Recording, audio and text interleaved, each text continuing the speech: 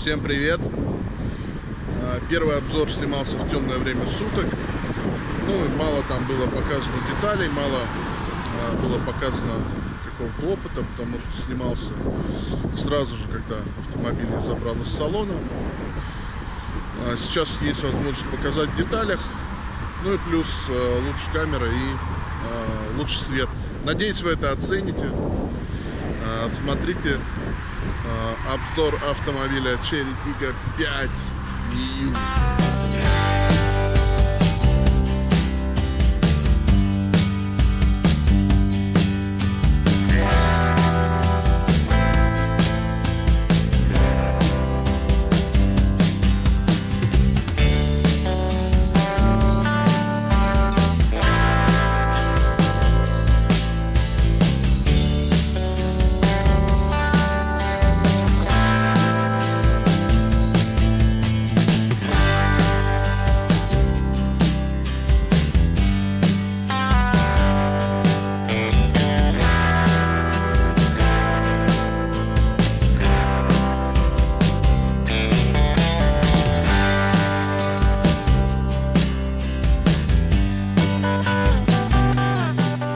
Пойдем посмотрим сначала, как у нас выглядит место для задних пассажиров.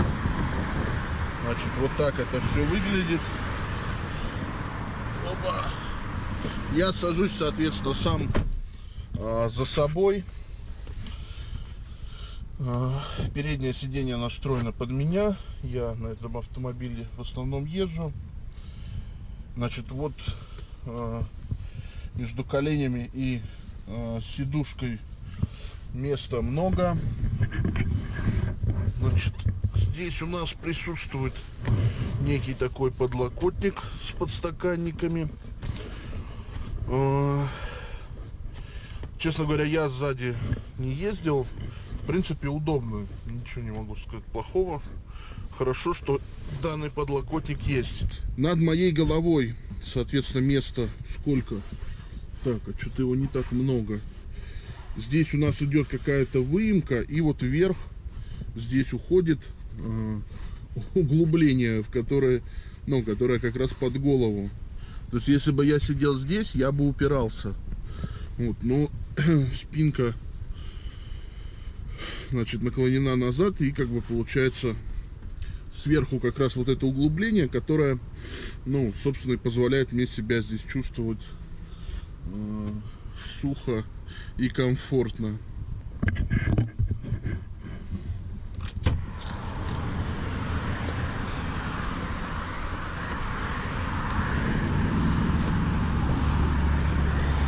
Да, еще раз я сделаю акцент: двери и всякие там, то, что называется, скрытые полости, я специально попросил дополнительно, то есть там не идет никакая защита, да, то есть обработать такой антикоррозионной специальной вещью. На передних ручках есть кнопки, с которых можно открывать сигнализацию, открывать машину. Так, ну посмотрим. У нас на данный момент 6200 пробег, средний расход сейчас 10,2 по показаниям компьютера, да, расход реальный, ну фактически, который получается. Вот так вот я здесь располагаюсь. Значит, есть кнопка старт-стоп. Я сейчас двигатель заглушил, нажимаю стоп, двигатель завелся. Так, соответственно, что еще показать? Значит, здесь есть люк, шторка открывается, закрывается руками, можно включить режим форточки. Это вот здесь открылось, и в два захода открывается сам люк. Это первый вариант, это второй уже полностью. Так, мы закроем. Здесь супер необычные лампочки. То есть они светят очень хорошо, ярко. Значит, есть такая магнитола. На данный момент у меня воткнута флешка. Можно подключить по Bluetooth телефон. Соответственно, если включена флешка, то я не знаю, какая у меня здесь температура. Вот. На самом деле можно поставить авто. Авто будет та температура, которую указал. Можно поставить это двухзонный климат-контроль. Можно включить второго пассажира, второму, например, потеплее сделать, первому похолодней. Да, но этой штукой почти не пользуюсь. Значит, авто можно отключить, точнее, второго пассажира можно отключить. Значит, ну, соответственно, если включать режим авто, он сам там думает, куда дуть, с какой силой. В подключателе нет кондиционер. Вот. Ну, хорошо, что эта система есть, но по мне так она, ну, не совсем корректно работает, не знаю. Значит, здесь подогрев пятой точки у передних пассажиров. Переключатель коробки передач. При включении заднего машина начинает пищать и включается камера заднего вида. Я уже показывал, камера работает, ну, на редкость хорошо. Так, почему так бликует? Очень жестоко бликует. Соответственно, при повороте руля я сейчас кручу, у меня крутится вот эта оранжевая линия, то есть как бы планируемая траектория, да. Ну, соответственно, могу поехать назад. Значит, дальше, что у нас тут есть? Нейтралка, драйв и есть понижайка. Понижайка, ну, пару раз из грязи я выезжал, я пользовался понижайкой. Соответственно, где режим драйв, есть режим ручной. Я вот сейчас переключился в этот ручной, и здесь вместо буквы D загорелось 1. Если я нажму вверх, на ходу он не даст. Ну, точнее, на этом, если стою, значит, он не даст. Есть возможность вот так вверх, вниз, ну, то есть имитация ручной коробки. Я так ездить пробовал, ну, нормально. Можно чуть поживее, как бы, машину, скажем так, дрифтнуть. Справа здесь у нас компьютер, громкая связь по телефону, если ваш телефон подключен по Bluetooth. Эти три кнопки, ну, рычажок и три кнопки относятся к круиз-контролю. То есть набираешь скорость, нажимаешь вот эту кнопку, вот этим рычажком можно регулировать больше-меньше, и можно, в принципе, педали не трогать, если, ну, если хотите продолжать ехать. Значит, здесь вот печаль, беда у меня случилась. На плетке какой-то внешний слой, он почему-то поцарапался, ну, не знаю, стал облазить, при том, что на левой руке я кольцо не ношу на правой.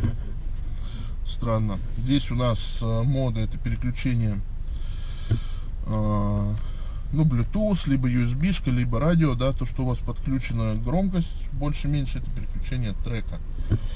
Вот такой звук сигнала. Вот. Мужик обернулся.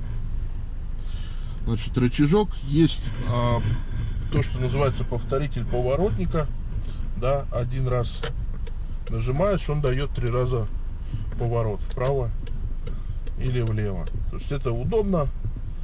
Фары сейчас выключены, можно включить габариты, либо ближний, соответственно, также как обычно дальний, либо еще можно подключить противотуманки передние и задние, но там не противотуманки, там дополнительный огонь.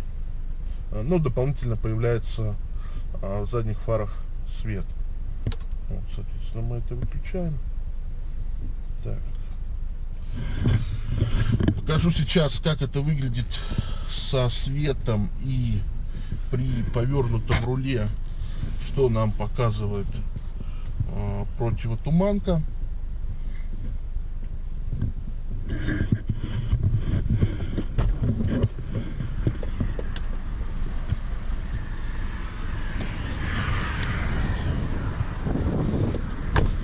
когда из машины выходишь с ключом, вот она издает еще такие звуки. Соответственно, сейчас горит габарит, это вот этот светодиод, вот этот, тот, который ДФО, он, соответственно, потух. Горит у нас ближний, и я напомню, я вывернул руль, то есть у меня подключились две противотуманки. Вот таким вот образом. Значит, что интересно, диски у данной машины, они не серебристые, а такие темно-серые. Не мог вспомнить сам, какой цвет. Значит, диски 17 с датчиками давления, спереди и сзади у нас дисковые тормоза.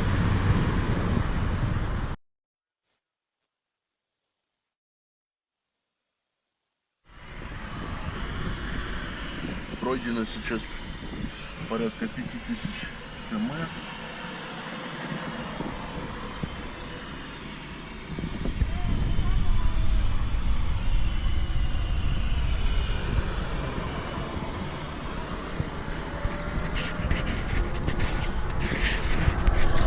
Так, вот передняя.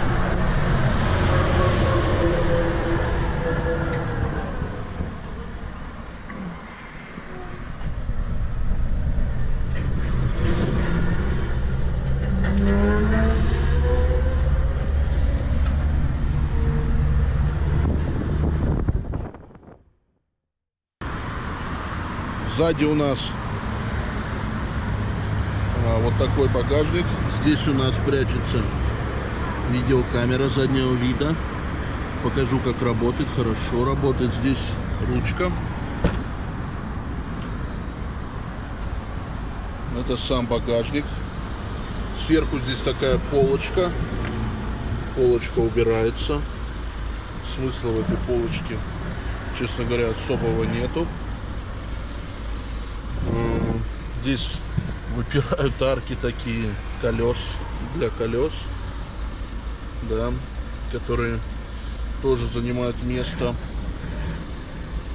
Подняв вот эту полку, мы видим докатку внутри. Здесь у меня кое-что пролилось, поэтому здесь сейчас вода. Значит, так. И вот это вот у нас набор инструментов, знак, и набор инструментов, это домкрат, этот, как сказать, вкручивающийся спереди крюк, да, как назвать, не знаю правильно, и домкрат. Вот так это все собирается, закрывается и убирается. Сзади Parktronic стоял по умолчанию, 4 точки. Соответственно, камера, по-моему, только на люксовом варианте. И, ну, естественно, если есть камера, то Parktronic этот он особо не нужен. Значит, хочу подчеркнуть, как по-настоящему сделаны, как у ML-ки, Мерседеса, как сделаны выхлопные трубы. Да, их две, они впаяны в бампер сзади. Все круто, все по-настоящему. Из дополнительных я оставил брызговики еще. То есть вот они. И заезжал зимой на поребрик с задним ходом. Вот что стало с одним из брызговиков. В общем, видимо, его как-то не очень хорошо закрепили просто. Не знаю. Ну, короче говоря, он начал затираться об колесо. Вот. И сточился.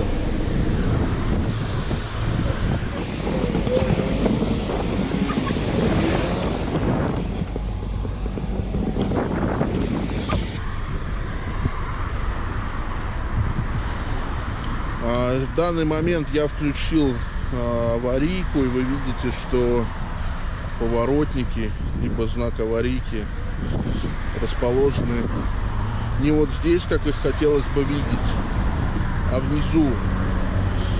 Да, это все повторяется в зеркале. Я не знаю, насколько это удобно тем, кто едет сзади, потому что мне, в общем-то, это пофигу. Но, повторюсь еще раз, да, тем, кто едет сзади, возможно, это доставляет некий дискомфорт.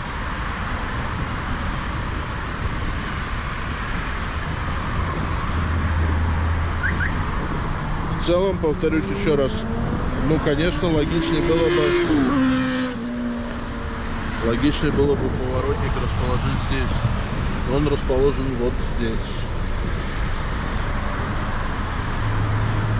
Да, на данный автомобиль гарантия 5 лет, либо 150 тысяч. Собственно, именно поэтому для меня вопрос снимается о том, надежный это автомобиль или нет. На 5 лет мне его хватит, я в этом уверен. Значит, дверь, ну, открывается стандартно, да, не знаю, что про нее говорить. Вот это пластик, а вот это такая же кожа, как в салоне. И здесь вот это место тоже прошито красной строчкой, как и сиденье в салоне. 4 управление 4 стеклоподъемниками, заблокировать стеклоподъемники и закрыть, открыть центральный замок. Значит, также есть около регулировки зеркал вот такая кнопочка. При нажатии на нее происходит складывание зеркал. Также складывание зеркал происходит при включении штатной сигнализации. Значит, здесь у нас регулировка яркости подсветки, регулировка фар, и вот эта вот кнопка, она отключает системы, которые противозанос. То есть вот так вот включив, то бишь отключив эти системы, насколько я понимаю, можно пускать машину в дрифт. Но, в общем-то, я не любитель это делать, тем более на такой машине точно это не нужно делать. Значит, еще что хочу показать. У пассажирского сидения такой штуки нету. Это есть только у одного из сидения, у водительского, да, регулировка вперед-назад, вверх-вниз, и спинки электронная. Также руль у нас, он регулируется только по высоте, отогнув вот этот вот рычажок. И еще хочу показать, наверное, будет интересно, заглянем под капот, посмотрим, как там все это выглядит.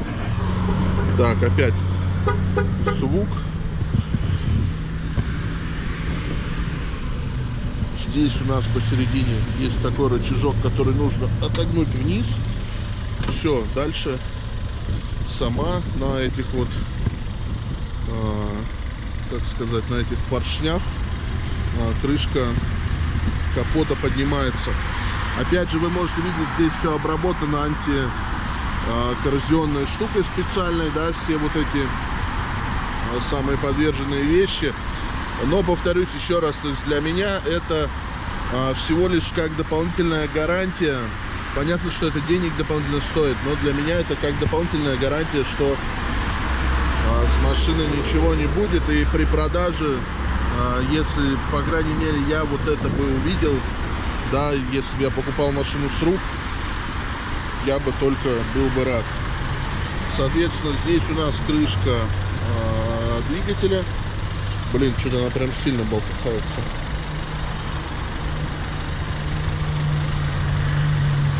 Что-то она как-то сильно болтыхается, трепещет вся прям, ну не знаю. Короче говоря, тут всякие жидкости, это у нас бачок омывателя, соответственно, никуда лазить не надо, все удобно. Вот так вот это все выглядит. Аккумулятор китайский, фирменный. Это, я так понимаю, блок электрики. Дополнительно я сюда устанавливал защиту картера.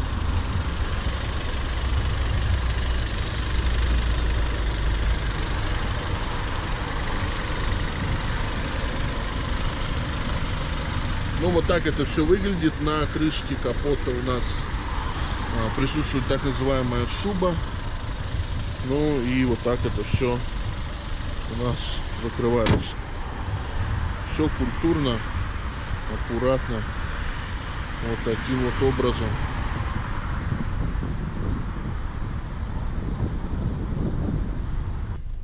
Еще раз скажу, значит, на данный момент 6200 пробег. Ну, не супер много, но некоторый опыт эксплуатации уже есть. В эксплуатации она у меня с декабря. Сегодня у нас уже июль, лето. Вот. Значит, что могу сказать? По удобству езды, по комфорту все хорошо. Все нормально. То, чего бы я сюда добавил, это отдельный экранчик для климат-контроля. Это более какую-то умную, наверное, систему все-таки. Вот, магнитолу, да, как бы голову саму, да. Ну и понятно, что в эти же деньги уже не может быть. Я бы добавил полный привод. Я бы был готов за него доплатить, если бы такая возможность была. Вот. И, наверное, такая опция, как подогрев поясницы, именно не задницы. Почему-то вот именно хочется подогрев поясницы, ну и в сиденье вот этого валика поясничного не хватает реально. Спасибо всем, кто смотрит. Ставьте лайки. Значит, можно писать вопросы по мере свободного времени. Буду стараться отвечать. Всем еще раз спасибо. Всем пока.